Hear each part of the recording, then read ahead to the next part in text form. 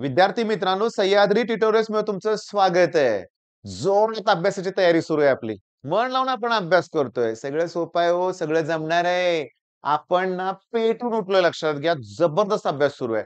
कालचे डिस्टिंग्विशचे प्रश्न तुम्ही केलेत. मी बघितलंय ऑफलाईन मधल्या मुलांनी केलंय म्हणजे तुम्ही पण केलं असणार आहे. इतका उत्साह आहे लक्षात घ्या. एवढा उत्साह आहे ना, बघूनच आनंद होतोय. ऐकूनच आनंद होतोय. कमेंट वाचूनच आनंद होतोय. मग काय राहिलं? करूया जोरात सुरुवात. एक लक्षात घ्या, दिवसाची सुरुवातच जबरदस्त करायची आपल्याला. बिलकुल वेळ वाया घालवायचा नाहीये आणि कसला पेपर येणार आहे? सोपाच येणार आहे. अभ्यास करतोय आपण म्हटल्यावर अवघड कसा पेपर येईल? ओके. आता डिस्टिंग्विश तुम्ही केलंय असं कन्सिडर करून मग आज काय घेऊया आपण? लॉस. परत मी लिहिलंय 21 प्लस. 21, 22, 23 लॉ असतील जास्तीत जास्त. 21 लॉ करायचे बापरे! असं नाही बोलायचं. 21 च्याच फिनिश करतो असं बोलायचं लक्षात घ्या. ओके. अरे लॉ करताय ना, मूर्खासारखं नुसतं स्टेटमेंट नाही पाठ करणार आपण. आपण जबरदस्त अभ्यास करतोय सिस्टमॅटिकली प्लॅन करून लक्षात घ्या. आणि आपण काय करणार आहे मी तुम्हाला सांगतो, की तुम्ही पहिल्यांदा ना तो जो लॉ ज्याच्यावर बेस्ड आहे तो फॉर्म्युला आठवायचा. ओके. तर फॉर्म्युला तुम्हाला माहिती असतो. फॉर्म्युल्यावरूनच स्टेटमेंट करायचं लक्षात घ्या. आता कुठला पण एक लॉ घ्या. किर्चॉफ्स लॉ ऑफ रेडिएशन घ्या. ए इक्वल्स टू ई फॉर्म्युला आहे ना. अरे तेच स्टेटमेंट आहे.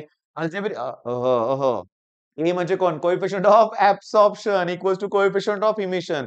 मी जरा एक्साइटेड झालोय ना. मग मी अल्जेब्रिक बोलणार होतो ना. तो पण एक लॉ आहे ना. Algebraic sum of current equals to 0. कोणता लॉ आहे? किर्चॉफचाच लॉ आहे. किर्चॉफचा आहे. पण तो करंट लॉ आहे. Law formula. फॉर्म्युलावरनं काय जमणार आहे? स्टेटमेंट. आणि आता एक लॉ घेऊया आपण स्टोक्स लॉ. पुस्तक उघडा.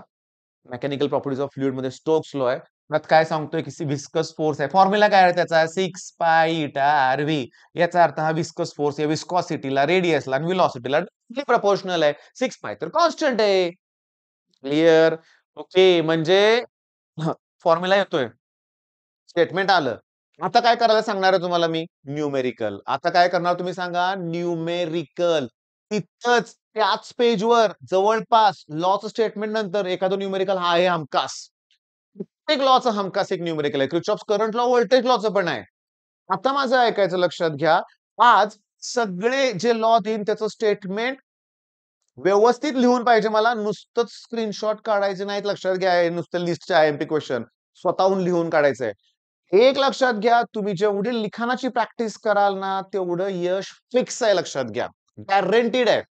ओके. पुढच्या प्रश्नाला सुरुवात.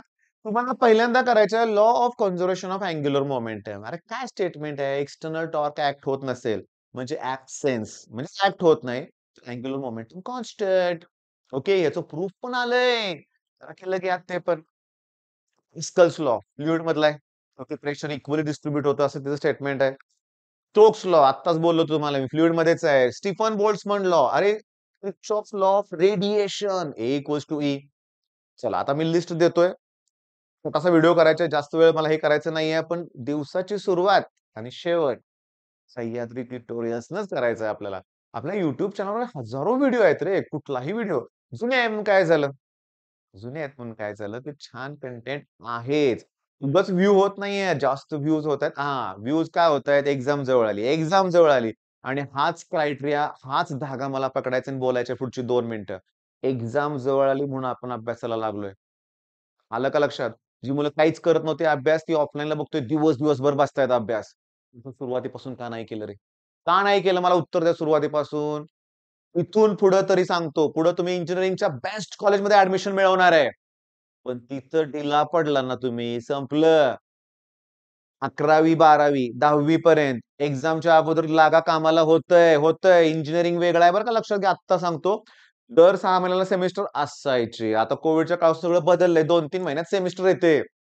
मग लास्ट मोमेंटला अभ्यास होणार नाही हे लक्षात घ्या बरं का. इंजिनिअरिंगचा विचार आता जे मोमेंटम तुम्हाला मिळालंय ना, शेवटपर्यंत कंटिन्यू ठेवायचंय. शिक्षण जोपर्यंत घेताय तोपर्यंत हे लक्षात घ्या. ओके. बरं. Stokes law, Stefan Boltzmann law हे आता माझ्या हातामुळे थोडंसं हे झालं. Stefan Boltzmann law.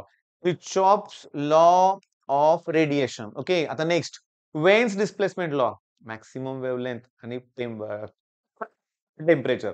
Lambda max is proportional. Inverse proportional to T असतं. Law of equipartition of energy, zeroth law, first law of thermodynamics, second law of thermodynamics. हे सगळे थर्मोडायनामिक्स मधलेच आहेत. ओके. त्याच्यानंतर law of length, law of tension, law of हे कशातलं आहे माहिती आहे का? तुम्हाला माहिती आहे vibration of string 1/2L √T/m. आता हे दोघं कॉन्स्टंट असतील तर हे ह्याला प्रोपोर्शनल झाला लॉ ऑफ लेंथ. हे दोघं कॉन्स्टंट असतील एल आणि लिनियर डेन्सिटी तर लॉ ऑफ टेन्शन येतो कारण fundamental frequency directly proportional to square root of tension. आता हे दोघं कॉन्स्टंट असतील तर लिनियर डेन्सिटी अरे सोपं स्टेटमेंट आहे. Okay superposition. KCL algebraic sum of quantity equals to 0. KCL, KVL conservation of charge, conservation of energy, Biot Savart law, Ampere's law आणि आता हे शेवटचं page. Faraday's first law, Faraday's second law, EMI, Lenz law, decay law, atomic structure of atom nuclear, Newton's law of viscosity राहिला होता माझा fluid मधला तो इथं ऍड केलाय. पास्कल्स लॉ, हे लॅपलास लॉ. थोडस समजून घ्या. एक्साइटेड झालोय मी. काय एक्साइट झालोय रे? अभ्यास करताय तुम्ही मला आनंद का नाही होणार? मी एवढा अभ्यास करताय ना, माझ्या चेहऱ्यावर जो आनंद आहे ना, तोच तुमच्या पालकांच्या चेहऱ्यावरचाच आनंद आहे. पण दुर्दैवानं पालक तो आनंद जरा दाखवत नाहीत बरं का. पालकांनी पण सपोर्ट केला पाहिजे मला. पोरगं करतंय ना, ठीक आहे. आता जागा झाली उशिरा असू दे. करायला लागले ना अभ्यास. कौतुक करा की थोडंसं. घाबरतात पालक. काय म्हणतात माहितीये का? उगाच हरभऱ्याच्या झाडावर जाऊन बसेल. ओके, लय कौतुक करायला नको. सावध राहावे अशी त्यांची प्रतिक्रिया असते. पण नाही लक्ष ठेवायचं.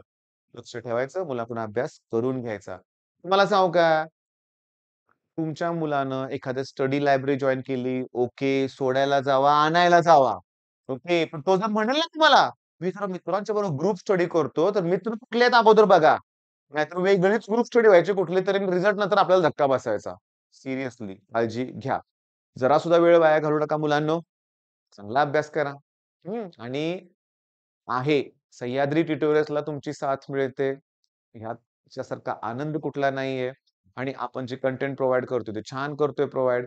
काय होतंय लक्षात घ्या, की मी बघितलंय बरं का, की मी बरेचसे व्हिडिओ बघितलेत बरं का, की त्यांना मिलियन मध्ये व्ह्यूज आहेत.